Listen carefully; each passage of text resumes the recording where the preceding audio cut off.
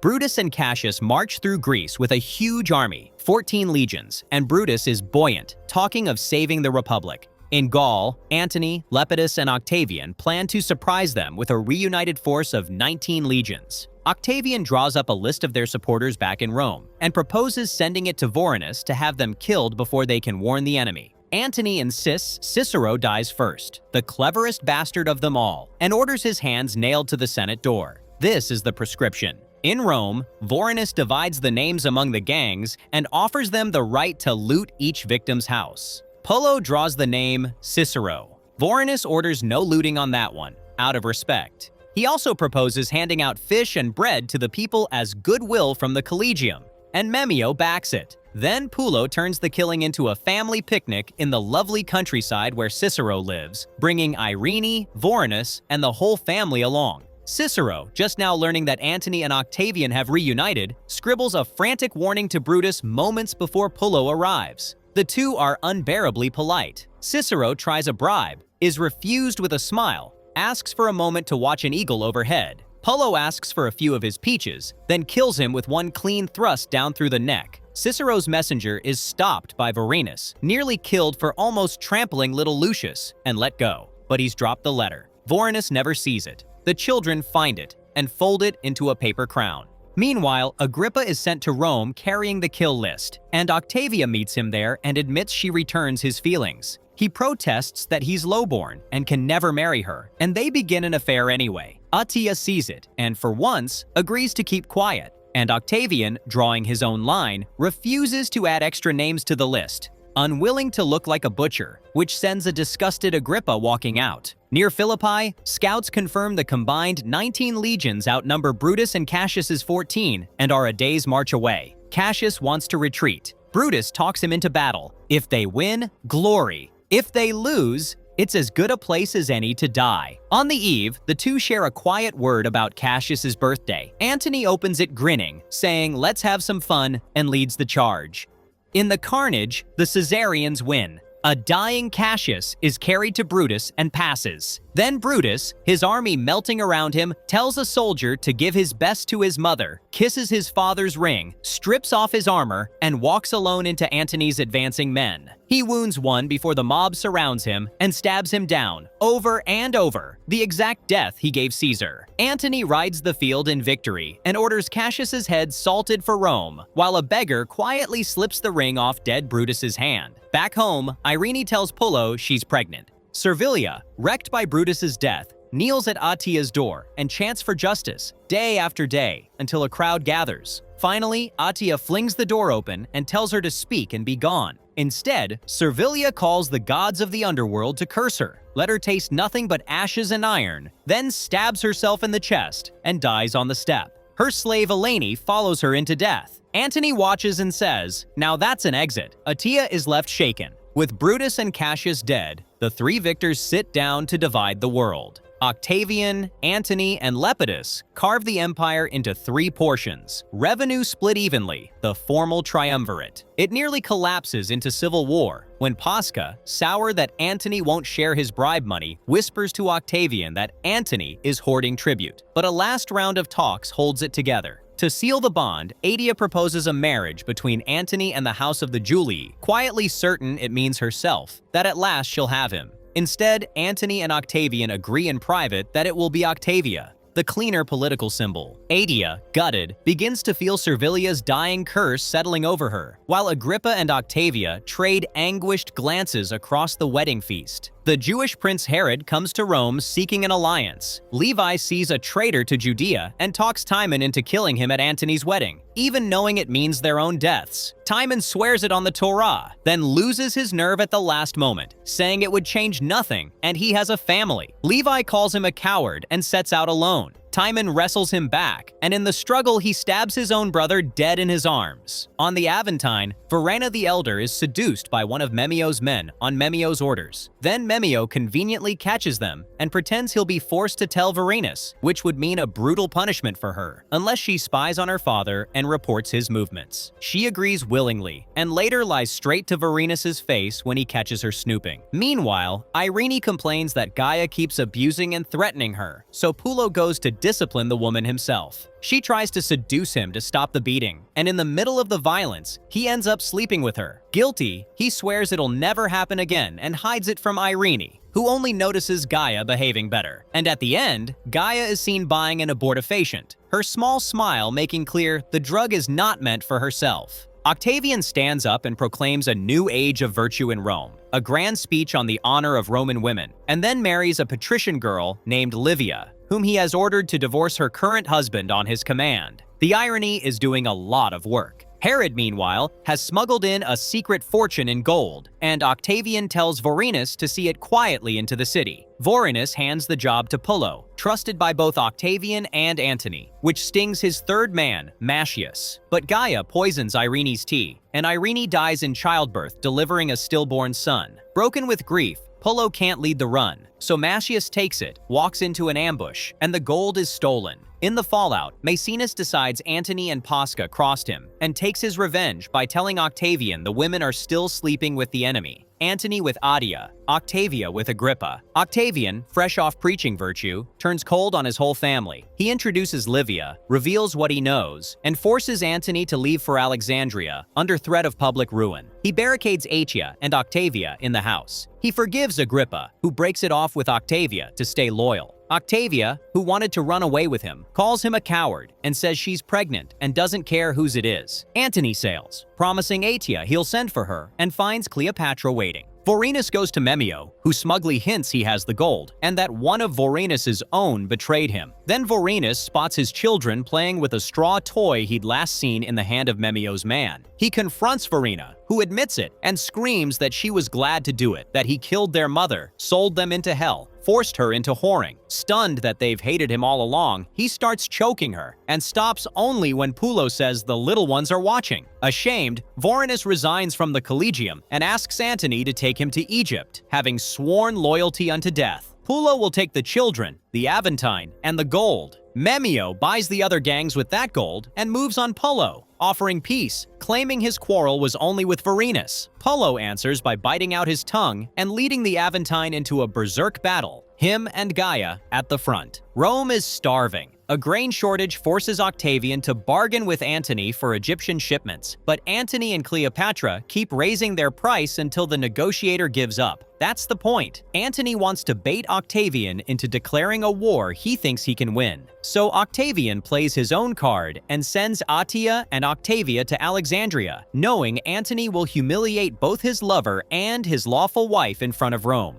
In Egypt, Vorenus has been quietly telling Caesarion about the boy's real father. A good man, a soldier, and a horseman, but a bad gambler with a nasty temper and a hearty appetite. The audience knows he's describing Pullo. The boy is sure he means Caesar. After weeks of seasickness at sea, Atia and Octavia finally reach Alexandria, only to be left baking outside the palace gate in the heat. Atia's old rival Jocasta turns up dressed head to toe in Egyptian style, which is how Cleopatra prefers her now, and Pasca briefly emerges to usher her awkwardly back inside. Antony, in Cleopatra's bed, refuses to see them and orders Vorenus to send them off. Atia flies at him, striking him, refusing to leave, backing down only when he threatens to have her dragged to the docks. Aboard ship, Octavia throws her wedding ring into the sea. Pasca and Jocasta, sick of the court's madness, resolve to flee, and the loyal Vorenus lets them go, though he won't leave with them. In Rome, Atia slaps her son for the humiliation, then tells him Pasca has something worth hearing.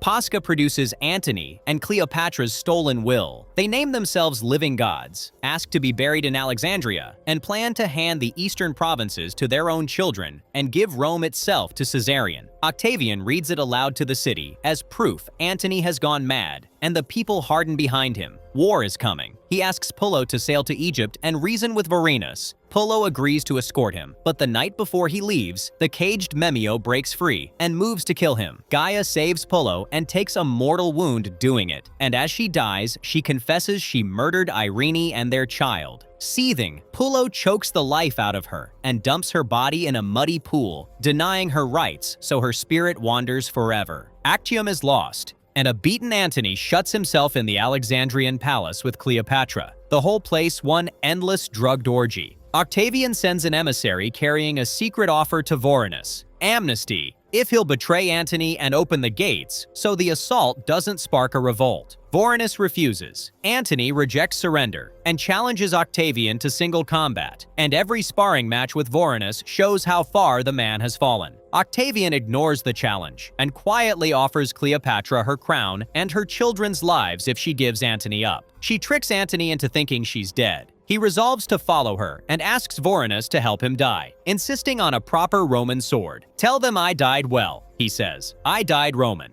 And with his last breath, he tells Vorenus not to die there too. "Get out while you can." Then Vorenus finds Cleopatra alive. He warns her cold and plain. Octavian will parade her in chains, spare Antony's children for show, but almost certainly kill Caesarion, a rival son of Caesar. He'll smuggle the boy out. When Cleopatra meets Octavian and fails to seduce him, she understands. She clasps an asp to her breast, and as the soldiers storm in, she tells him he has a rotten soul and dies. Vorenus escapes with Caesarion. Octavian charges Pullo with hunting the boy down and killing him. The two soldiers reunite near the beach where they once saved Cleopatra's life and plan their way out. But at a roadblock, Caesarion answers like a child of the Egyptian court and gives them away. They fight clear, and Vorenus is gravely, maybe mortally wounded. "Take me back to Rome to die," he says. In Rome, Octavian celebrates his triumph. He brings Antony and Cleopatra's twins to Octavia to raise. Adia takes the news of Antony's death with grim satisfaction and no joy at all, even as her son becomes master of the world. When a late Atia shoves past Livia at the head of the women's procession, Livia protests, and Atia snarls that she won't let a vicious little trollop walk ahead of her, that far better women have sworn to destroy her. Go look for them now. Then a float rolls past bearing the masked effigies of Antony and Cleopatra, her lost love and the woman who took him, and her face goes unreadable. This is the moment Rome stops being a republic. This is the moment Octavian becomes Augustus, the first emperor. A month later, Pullo visits Octavian, lies that Caesarion is dead, and takes his reward. He reports that Vorenus didn't survive. Then he steps outside and meets the very much living boy, who is swearing revenge, vowing to claim his throne and redeem his father's name.